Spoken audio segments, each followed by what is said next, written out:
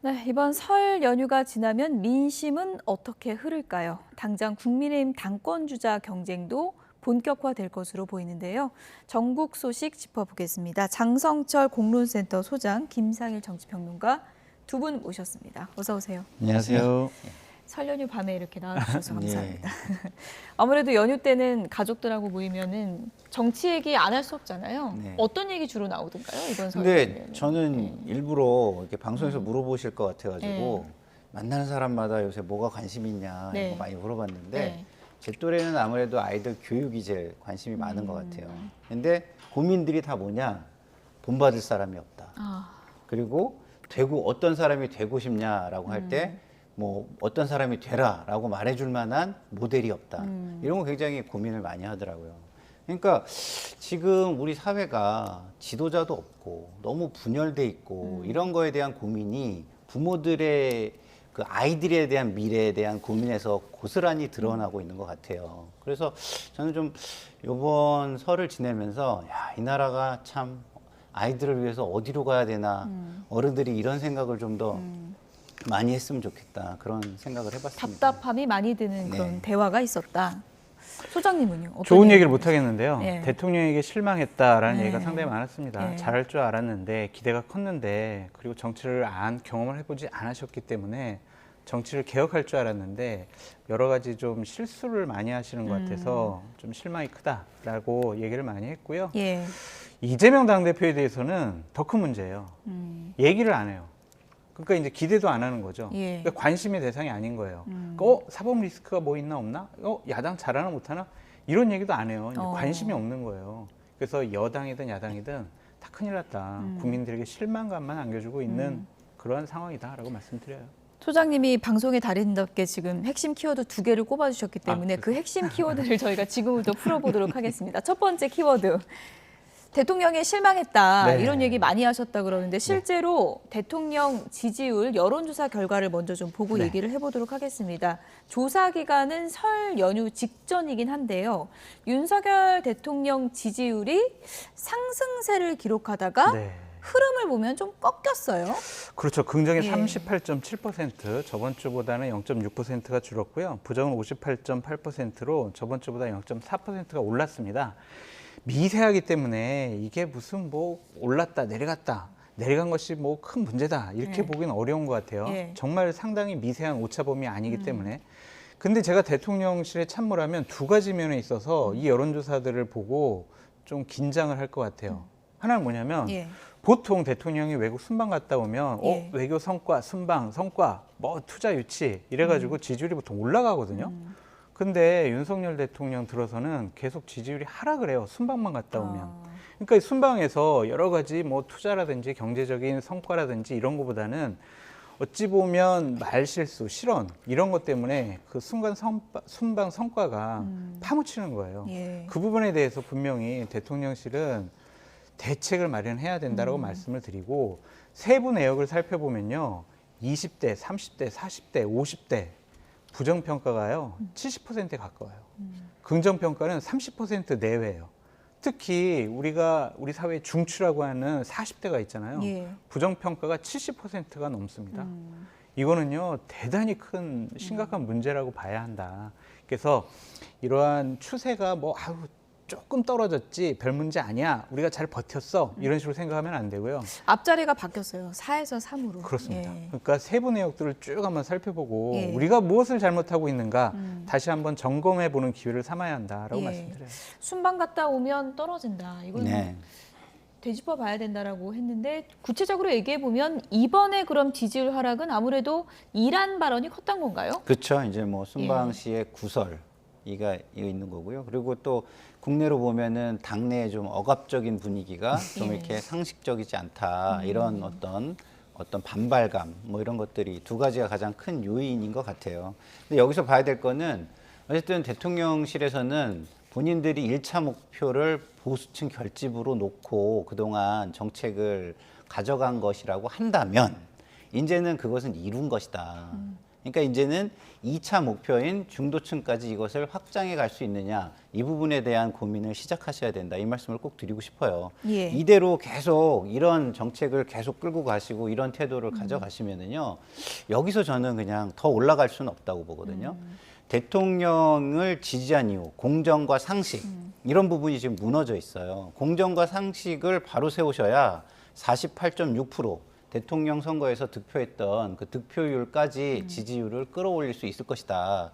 그렇지 못하면 지지율은 이 정도에서 정체가 되고 총선에서도 제가 볼 때는 쉽지 않은 어떤 선거를 하셔야 될 것이다. 이런 생각이 좀 듭니다. 반등하려면 중도층까지 그럼요. 포섭해야 된다. 맞습니다. 이게 핵심이다라고 하셨는데 동의하십니까? 김상현 평론가님이 정확히 예. 지적해 주셨어요. 예. 상식적이냐 합리적이냐 이것을 잃어버리면요. 중도층, 무당층은 관심을 안 갖습니다. 선거 가서 투표를 하지 않습니다. 선택을 하지 않습니다. 우리 지지층들은 환호해요. 그리고 대통령이 조금 실언하더라도 뭔 잘못을 했어? 막 이러면서 예. 오히려 더 화를 내요. 정진석 비대위원장이요. 국회에서 외교부 제2차관을 향해서 상당히 위험스러운 발언을 했어요. 대통령 말 맞지? 그리고 이란 적이지? 맞지? 이런 식으로 외교부 차관한테 물어봤어요. 그럼 외교부 차관이 예, 맞습니다. 이란은 적입니다. 이렇게 얘기를 해요. 이러한 일들을 하니까 지금 국민의힘이 지지율이 그리고 대통령의 지지율이 올라가질 않는 거다.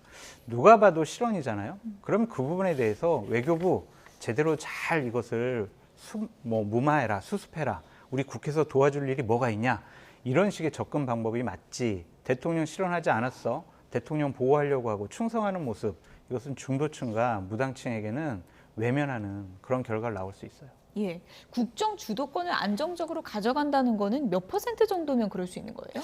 제가 볼 때는 적어도 대선 때 받으셨던 지지율 정도는 받아야 좀 안정적으로 가져갈 수 있는 거 아니겠어요? 저를 대통령으로 만들어 주신 분들조차 등을 돌린다면 안정적인 지지율을 그러니까 안정적인 국정 운영을 하기는 저는 좀 어려운 거 아니냐 이런 생각이 들고요.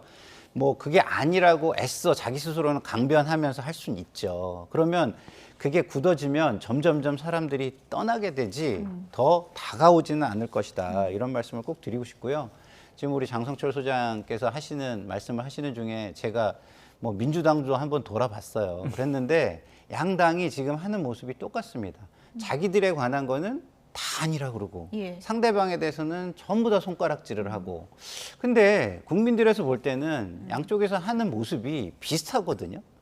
그러니까 좀 더 국민을 위해서 잘하는 경쟁을 좀 해야 되지 자기들만을 위해서 국민에게 해를 끼치거나 우려를 끼치는 그런 경쟁은 좀 그만하시면 좋겠다 이런 생각이 들었습니다. 정쟁에만 몰두하는 여야 정치권의 모습, 아무래도 뭐 설 밥상 민심에서 모두 질타가 쏟아지지 맞습니다. 않았을까 그런 생각은 들고요. 국민의힘은 연초에 일단 당대표 뽑아야 되잖아요. 나경원 전 의원이 이제 며칠 뒤면 출정식 하는 겁니까? 되게 어려운 지금 전망을 물어보시는데 예. 참모들은 다 출마하라고 그래요. 예, 전의에 불타고 있다 이런 얘기도 있잖아요. 근데 그게 예. 나경원 의원의 전의가 불타는 건지 예. 참모들의 전의가 불타는 건지 그건 예. 우리가 확인을 해봐야 되는데 참모들은 나경원 의원이 출마를 해서 당대표가 되든 아니면은 어떤 일정한 지분을 갖게 되면 본인의 공천은 어느 정도 담보할 수 있다, 확신할 수 있다라는 것 때문에 참모들이 오히려 더 부추겨요. 예. 근데 저에게 만약 어떻게 될 것 같아요? 라고 물어보신다면 예. 출마하기가 어려울 것 같다. 아. 출마 못할 것 같다라는 게 저의 생각입니다. 예. 왜냐하면 대통령과 대통령실의 압력, 윤핵관들의 반감, 초선 의원들 그리고 당 소속 의원들이 나경원 의원에 대해서 출마하지 마세요. 당신 지금 잘못했어요. 우리는 지금 김기현 의원을 당대표로 만들어야 돼요. 우리 그렇게 처음부터 우리 같이 확약하고 약속하고 맹세했어요. 그러니까 거기 회방 놓지 마세요. 이런 분위기거든요. 그러한 것을 뚫고 그러한 압력을 뚫고 나경원 의원이 과연 권력 의지를 갖고 출마할 것이냐. 지난 과거에 나경원 의원의 정치 역정을 살펴보면 좀 힘들지 않을까라는 게 저희 생각입니다. 하지만 이재호 상임고문은 나경원 전 의원에 대해서 지고는 못 사는 사람이다. 네. 100% 나간다 이렇게 봤거든요. 어떻게 생각하세요? 그러니까 이제 뭐 그 당 내에서 그 나경원 전 대표를 바라보는 시각이 여러 개가 있겠죠. 저도 이렇게 듣고 있으면 굉장히 헷갈려요. 그래서 제가 어떤 판단을 하기는 굉장히 어렵지만 예. 그냥 제 입장에서 본다면 출마를 하는 것이 맞고 저라면 출마를 할 것 같아요. 안 그러면 출마를 만약에 안 한다. 예. 이 상황에서 안 한다. 한번 생각해 보세요. 불출마 선언이 수양버들 인증이 되는 거예요. 불출마 선언에서 사진 찍히면 수양버들 인증샷. 홍준표 SNS에 시장이 올리면 붙인 그렇죠. 별명이잖아요. 예. 예. 그리고 SNS에 올리면 수양버들 인증. 예. 그 SNS 이렇게 되는 거죠. 그래서 앞으로 정치를 그런 모습으로 잘할 수 있을까? 국회의원 한 번 더 하기 위해서 수양버들 하는 정치인 이런 모습이 과연 본인으로서 영예로울까? 그렇게 생각해 보면 네. 저 같으면은 무조건 출마할 것 같아요. 나가면 될 가능성도 있다고 보시죠? 저는 있다고 보고요. 어떻게 하느냐예요. 예. 제가 여기 나와가지고 장 소장이랑 그 여기에서 이야기한 게 뭐였냐면 예. 처음에 얻어 맞으면서 가야 된다. 각을 세우면 안 된다. 이런 이야기를 했거든요. 예. 그러면 동정론이나 이런 거에 의해서 그리고 지금 너무나 패권적인 당 분위기에 대한 어떤 반발심에 의해서 될 가능성도 상당히 있다. 이렇게 얘기를 했는데 갑자기 장제원 의원하고 각을 세운 것까지는 그런대로 괜찮았는데 대통령실로 이게 확전을 시켜버리셨잖아요. 예. 여기서 굉장히 큰 패착이 있다고 저는 생각되는데 네.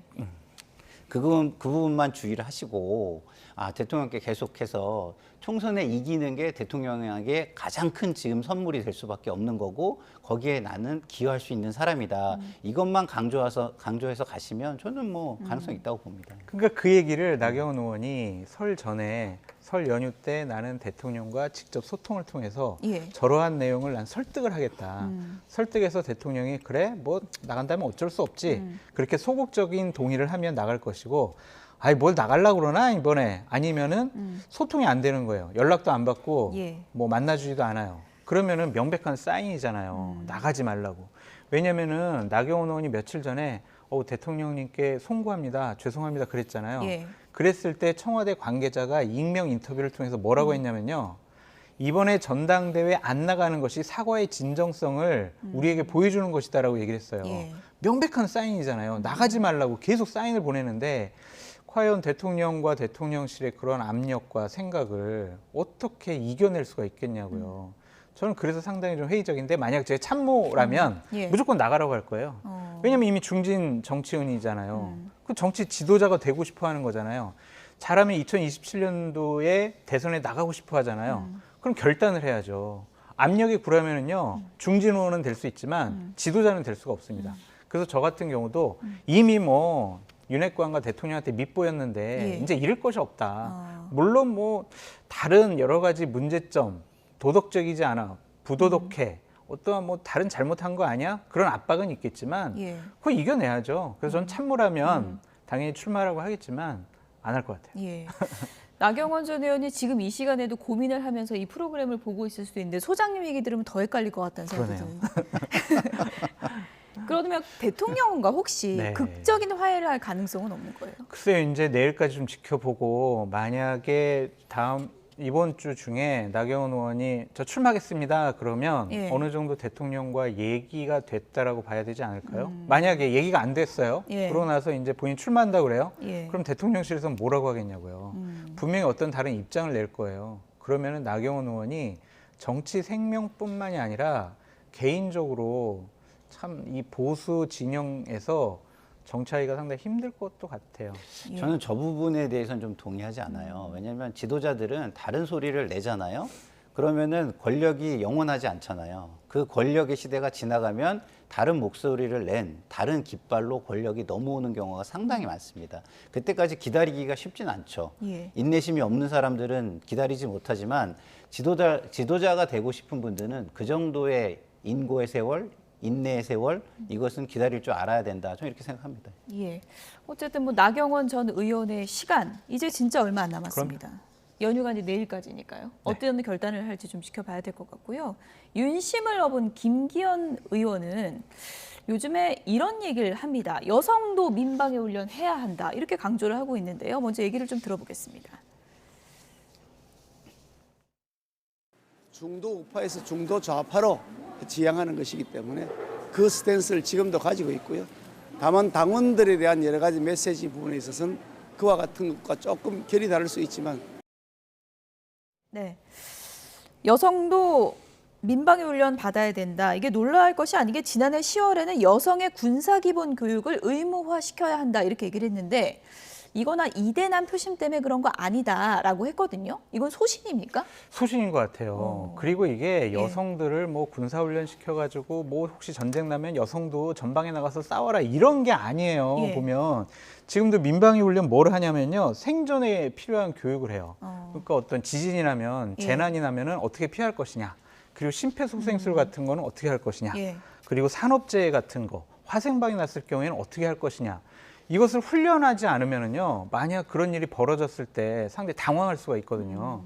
그래서 저도 여성분들도 이러한 생존 교육 훈련 차원에서 이런 것은 받아볼 만하지 않을까라는 생각이 들거든요. 예. 그러니까 그것이 자꾸 뭐 이대남과 이대녀를 갈라치게 하고 뭐 그런 게 아니에요.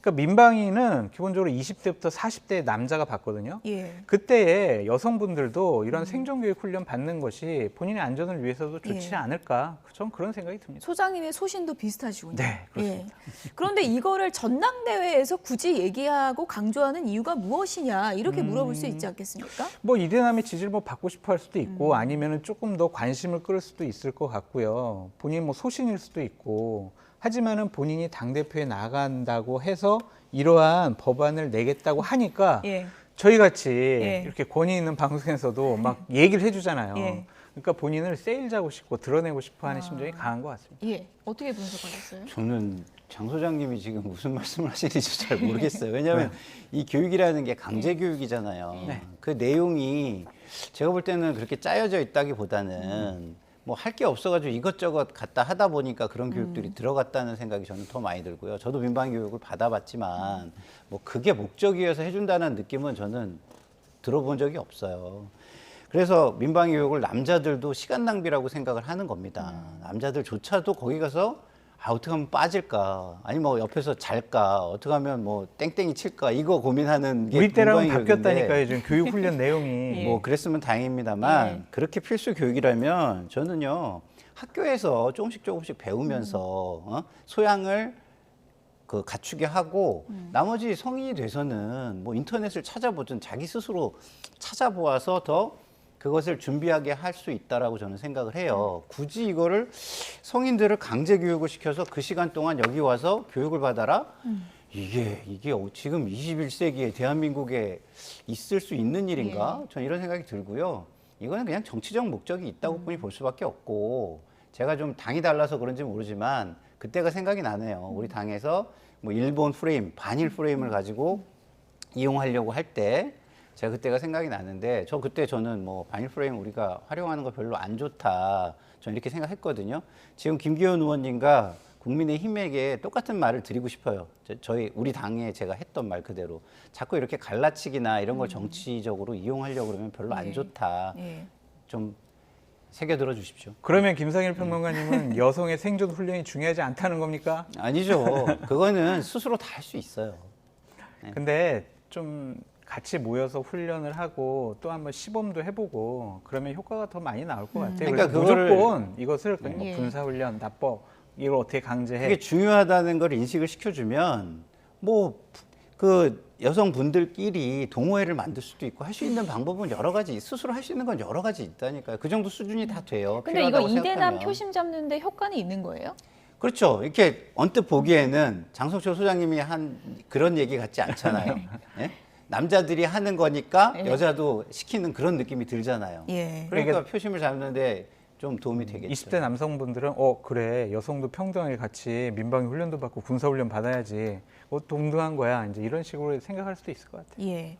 어쨌든 이 자리에서 여성은 저 혼자지만 네. 이 부분에 대한 제 입장은 밝히지 않도록 하겠습니다. 어쨌든 김기현 의원이 늘 강조하는 게 내가 알고 보면 확장성이 있다. 이거 강조하고 있잖아요. 그 부분은 동의하시나요? 동의가 안 돼요. 안 되나요? 예. 그거는 그냥 하나의 선언이죠. 캐치프레이즈라고 보여지는데 이것이 과연 많은 당원들에게 설득력을 가질 것이냐. 왜냐? 과거에 김기현 의원이 뭐 중도층이라든지 아니면 수도권에 국민의힘이 확장을 하는데 어떠한 도움을 줬다? 영향력을 끼쳤다? 라고 인정받을 만한 일을 하지를 않았어요. 예. 그래서 앞으로 더 노력하겠다라는 선언적인 의미다라고 보여집니다. 예.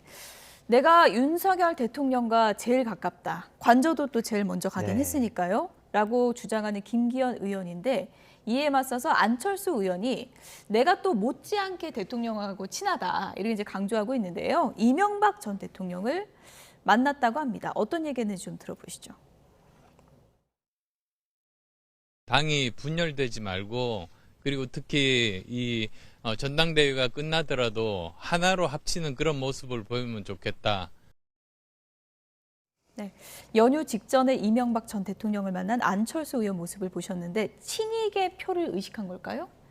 어떻게 뭐 보세요? 그런 부분도 있을 예. 것이라고 생각하고요. 그리고 일단 전직 대통령을 먼저 만나면 뭐 선점 효과도 있고 전직 대통령이라는 어떤 인사가 뭐냐면 당의 주요 인사 중에 하나잖아요. 예. 그래서 이게 언론에 당연히 뭐 이렇게 조명이 되고 그것이 본인의 선거에 나쁘지는 않을 것이라고 생각하기 때문에 뭐 참모들이라면 가장 먼저 생각했을 이벤트 중에 하나라고 저는 생각을 해요. 그렇기 때문에 이걸 뭐 그렇게까지 큰 의미를 둘 수 있을지는 저는 좀 잘 모르겠습니다만 그런 효과도 말씀하신 친이계의 그 인사들이 윤석열 정부에 많이 들어가 있으니까 좀 그 효과를 볼 수 있을 것이다. 이렇게 생각했을 수도 있겠습니다. 예. 그런 측면도 있고요. 정확한 지적이고 또 하나는 당원들에게 어느 정도 좀 소구력이 있지 않을까 하는 생각이 들어요. 무슨 말이냐면 네. 보수 쪽에 어쨌든 큰 원로잖아요.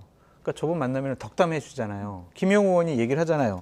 와, 수도권에서 이겨야 내년 총선 승리도 가능하다. 그런 면에서 안철수 의원이 훨씬 더 좋다. 뭐 훨씬은 빼고 좋다라고 얘기를 하잖아요. 예. 그런 거 보면 덕담. 예. 이렇게 좋은 얘기를 하게 되면은 또 당원들이 그럴 수도 있겠구나. 안철수 의원이 김기현 의원보다는 수도권 확장성이 더 있을 수 있겠구나. 그렇게 생각을 하겠죠. 그러면은 당원들에게 조금 더 많은 영향력을 끼치고 내 편으로 만들 수 있다. 그렇게 볼 수도 있겠죠. 안철수 의원의 당대표 슬로건이 유난히 잘하는 국민의힘이라고 합니다. 여기서 유난히가 윤안 이렇게 합쳐서 유난히라고 합니다. 잘 정했다고 보십니까? 그러니까 나는 친인이야. 예. 그러니까 아부하는 거라고 예, 보여져요. 예. 그러니까 저런 것들은 또 저희가 얘기를 하는 것처럼 상당히 좀 소프트하게 접근하는 부분이 있고 또한 저런 얘기 들으면 기분 나쁘진 않잖아요. 예. 아이고 참 저 말 만들어내려고 참모진들 실무진들 예. 고생 많이 했겠네 예. 이럴 거거든요. 예. 지금 안철수 의원은 지금 두 가지로 선거 전략을 짠 것 같아요. 하나는 나는 친윤이야. 예. 나는 윤심 구애, 일심 동체 이런 표현을 많이 하잖아요.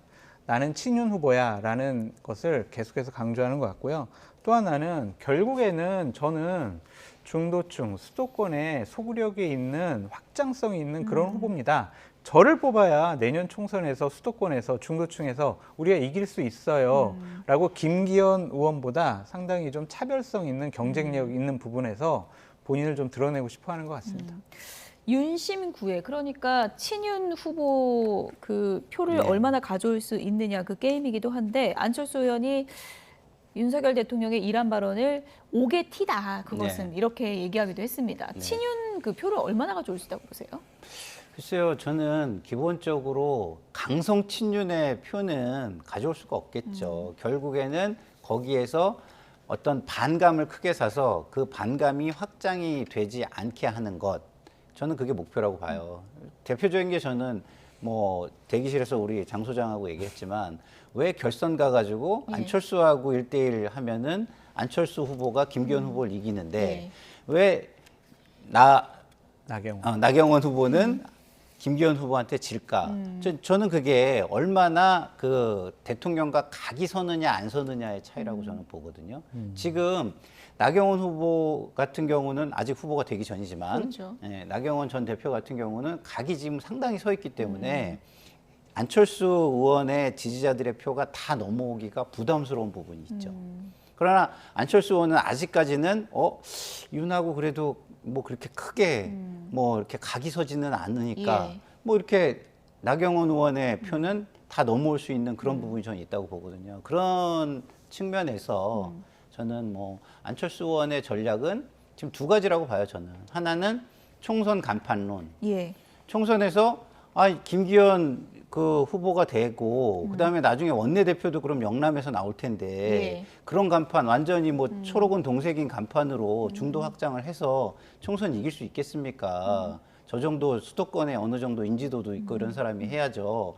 어떤 이런 총선 간판론 중도 확장성 이게 하나 있을 것 같고 하나는 똘똘 뭉쳐서 같이 갈 수 있는 사람입니다. 제가 대통령을 성공시키는데 보완제가 될 수 있는 사람입니다. 그래서 당심에 구애하는 방법 이 두 가지가 주요 전략이라고 저는 봅니다. 예, 지금 안철수 의원이 지금 계속 강조하는 게 말씀하신 부분, 양자 대결로 가면 내가 이긴다 이 부분인데 그 그래픽 다시 한번 보여주실까요? 여론조사 결과 보면은 다자 대결에서는 김기현 의원이 최근에 굉장히 상승세를 타고 있는데 양자 대결을 했더니 안철수 의원이 훨씬 높게 나오거든요. 네. 김기현 의원 긴장해야 되는 대목입니까? 긴장해야 되는데 김기현 후보 측에서는 긴장을 안 하더라고요. 아, 왜 그러니까 그럴까요? 아유 뭐 안철수 의원 올라오면은 우리가 뭐 양자대결에서는 이겨 결선 가면 아. 우리가 이겨 이런 식의 얘기를 계속 하더라고요. 그러니까 결국에는 당원들의 마음이 우리한테 모일 수밖에 없다 그렇게 생각하는 것 같은데 어쨌든 선거는 잘 모르잖아요. 그러니까 긴장을 하지 말아야 될 것 같고 기본적으로 안철수 의원이 결선에서 양자에서 이기는 수치가 나오는 거는 예. 나경원 의원 표를 결국에는 안철수 의원이 훨씬 더 많이 흡수하는 것 같아요. 그러면은 김기현 의원 쪽에서는 분석을 잘해야 될 것 같아요. 예. 나경원 전 의원을 지지하는 표와 나를 지지하는 친윤 그룹들의 표가 당원들의 표가 좀 성격이 다를 수 있겠구나. 이 부분은 어떻게 공략을 해야 될까? 이런 식으로 생각해야지. 아유, 안철수 의원은 뭐 우리 당에 온 지 얼마 안 됐잖아. 당원들하고 뭐 스킨십이 별로 없어. 당원들이 뭐 안철수 의원은 이제 뭐 그냥 내놓은 자식처럼 생각할 거야. 예. 이렇게 안이하게 접근해서는 또 의외의 결과가 나올 수도 있다. 그렇게 말씀드려요. 예, 그러니까 조금은 긴장을 하고 긴장해야 가야 돼요. 된다. 네. 이렇게 이제 보시는 건데요. 근데 전 좀 궁금한 게 네. 결선 투표가 네. 한 명의 후보가 과반이 넘게 나오면 안 가는 거죠? 그렇죠. 50% 넘으면은 그냥 예선에서 그분이 당대표가 되는 거예요. 김기현 의원은 내가 과반 넘으면 된다 이렇게 네. 생각할 수도 있는 거 아닙니까? 지금 그렇게 생각을 하고 있는 것 같아요. 근데 나경원 어쨌든 나경원 전 의원을 지지하는 당원들 그리고 예. 국민의힘 지지층이 어떻게 생각할지 모르겠어요. 이게 당원들이 한 번도 객관화된 데이터를 통해서 어떠한 표심을 갖고 있는지 우리가 검증을 해본 적이 없어요. 예. 그렇기 때문에 김기현 의원 측도 하여튼 긴장해야 될 것 같아요. 표 계산이 좀 복잡할 것 같은데 김기현 의원 입장에서는 나경원 전 네. 의원 나오는 게 나은 거예요? 안 안 좋은 거죠. 안 좋은 왜냐하면 건가요? 예. 김기현 의원의 지금 가장 좋은 상황은 뭐냐면 예. 투표율을 떨어뜨리는 거예요. 아, 그렇군요. 그래서 강성 지지층은 투표장으로 갈 가능성이 되게 많잖아요. 그리고 전화가 와도 그거에 적극적으로 응답할 가능성이 많잖아요. 그 사람들만 남겨놓고 나머지는 이 선거에 대해서 관심이 좀 없게 만드는 게 가장 좋은 거거든요. 근데 나경원 의원이 나오면 나경원의 지지자들이 나경원 의원이 안 나왔을 때 아유 나 투표하러 갈 이유가 없어라고 하고 그리고 나경원이 안 나오면 아유 당이 왜 이래 너무 패권적이고 그러네라고 해가지고 패배 의식에 의해서 또 투표를 포기하거나 혐오 의식에 의해서 포기할 사람들이 나올 수 있잖아요. 그러니까 그런 사람들을 한 평론가가 한 이론인데 댐 이론이라고 그래가지고 댐에 이렇게 가둬놓는 거예요. 그런 지지자층을. 예. 그러니까 안철수 후보는 안철수 후보대로 지지층을 댐에 가둬놓고 이래가지고 총선에 동원이 되면 이게 물이 어디론가 흘러가게 되겠죠. 예. 그러나 이 물이 댐에 고여있지 않고 이미 강으로 흘러나가 버리면은 예. 요거는 투표에 임하지 않을 가능성이 높기 때문에 그렇군요. 김기현 후보 입장에서는 나경원 후보가 안 나오는 것이 가장 좋은 겁니다. 짧게 한마디만 드리면 지금 전당대회를 지금 진행을 하면서 대통령실과 친윤 그룹들이 상당히 무리한 일들을 많이 지금 벌이고 있잖아요. 그래서 만약 나경원 의원이 출마를 못하게 된다면 당원들이 야 어떻게 이럴 수가 있냐 너무하네 진짜 친윤 그룹들 이런 마음을 가질지 아니면 아유 그래 저렇게 대통령실과 윤핵관들이 김기현 의원 만들겠다는데 그래 그냥 이번에 한번 좀 그냥 밀어주자 도와주자. 예. 이렇게 할지 이게 어떻게 될지 모르겠어요. 근데 하지만 무리하면은요 역효과가 나요. 예. 그래서 이 부분은 상당히 우리가 계속 지켜봐야 될 것 같아요. 그런 상황에서 또 안철수 의원의 지지율은 어떤 그렇죠. 또 변동이 있을지 이 부분도 봐야 될 것 같고요. 이번 주에 나경원 전 의원 어떤 결심을 할지도 궁금하고 그리고 카메라가 또 집중되는 곳이 또 하나가 있을 것 같습니다. 이재명 더불어민주당 대표가 검찰에 또 한 번 이제 출석할 예정인데요. 먼저 이재명 대표 얘기부터 듣고 오겠습니다.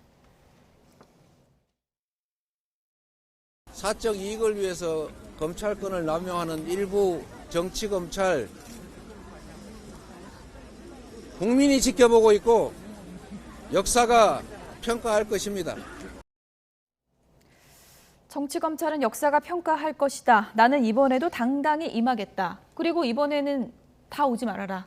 변호사하고 둘이 가겠다. 그렇죠. 이렇게 선언하지 않았습니까? 이게 당내에서는 어떤 반응일까요? 당내에서는 굉장히 신선하게 받아들이고요. 예. 잘했다는 반응이에요. 저렇게 하면 우리도 그 무리하고 불공정한 검찰에 좀 맞서서 좀 더 목소리를 낼 수 있겠다. 이런 분위기가 많고요.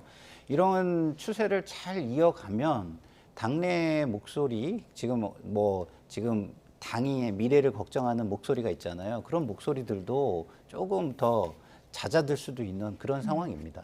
예. 저는 저 얘기를 이재명 당대표에게 그대로 해주겠어요. 자신에게 제기된 의혹을 부인하는 사적 이익을 위해서 당대표의 권한을 남용하는 정치적인 당대표다. 이런 식으로 말씀드리고 싶어요. 의혹이 있고 비리 혐의가 있으면 당연히 검찰에 소환이 될 것이고 그 소환에 응하는 것은 대한민국 국민 누구나면 해야 될 하나의 의무일 수가 있어요. 그런데 그냥 나 28일 날 출두하는 거 큰 은혜를 베풀듯이 검찰에 배려를 베풀듯이 저런 식의 얘기를 하는 것은 비상식적이다라고 말씀드릴 수밖에 없습니다. 그만큼 나는 내 스스로 너무 나 위험한 것 같아.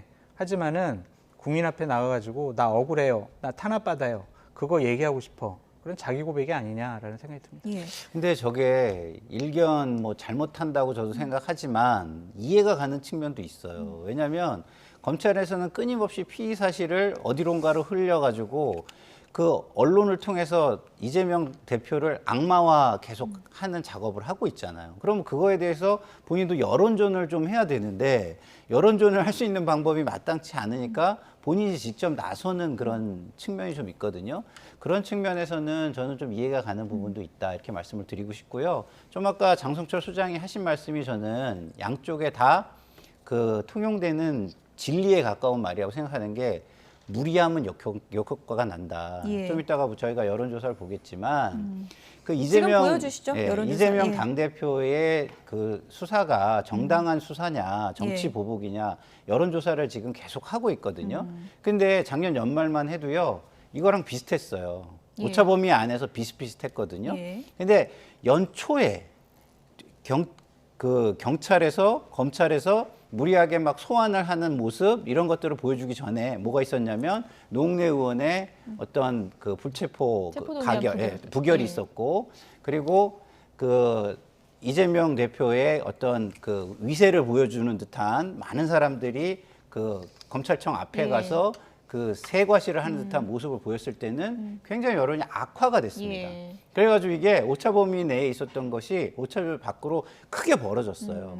근데 지금 또 검찰에서 좀 너무 무리한 수사를 하는 것 같고 이재명 당대표는 오히려 그럼 나 혼자 가서 받을게라는 이런 좀 상식적인 모습을 보이니까 검찰이 무리한 수사다, 불공정한 수사다가 부각이 되면서 오차범위 안으로 다시 들어온 것이다. 저는 좀 이렇게 해석이 됩니다. 한동훈 장관이 왜 자꾸 부르냐 그랬더니 혐의 많은 게 검찰 탓이냐 이렇게 반박을 하기도 했는데 그런데 또 일각에서는 검찰 입장에서 당대표가 반복적으로 소환되고 시간이 길어질수록 검찰도 부담을 느낄 수밖에 없다는 시각도 있거든요. 그럼요. 예. 입증을 해야 되잖아요. 예.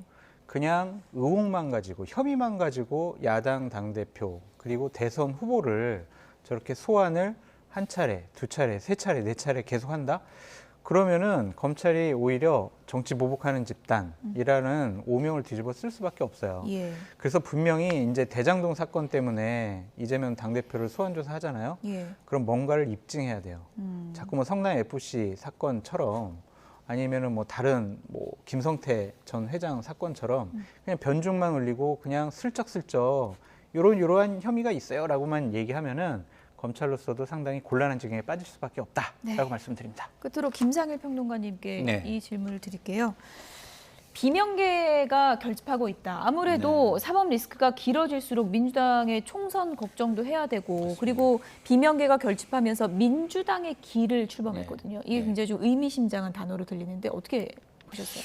뭐 의미를 두자면 둘 수 있는 거고요. 그 전에 이 반성과 혁신이라는 그룹이 있었어요. 그래서 이제 그게 조금 더 느슨한 그룹이었다면 그 안에서 조금 더 다지는 그룹이 민주당의 이제 길인 거죠. 그래서 그 반성과 혁신의 느슨한 길에 어떤 주도적인 내부 안에서 또 조금 더 단단한 그룹이 생겼다는 측면에서는 의미가 있는 것이지만 또 그냥 오히려 그 반성과 혁신의 숫자보다는 줄어들었으니까 뭐 줄어들었다고 또 보면은 또 줄어든 것으로 그냥 판단할 수도 있는 것이라서 뭐 그거는 보는 시각에 따라 아직은 조금 큰 물결은 아니다. 네네 예. 다를 수 있겠습니다. 오늘 저희가 진단한 그 핵심 키워드가 또 이번 주에 민심의 향방에 중요한 축이 될 것 같은데요. 어떻게 될지 좀 지켜볼게요.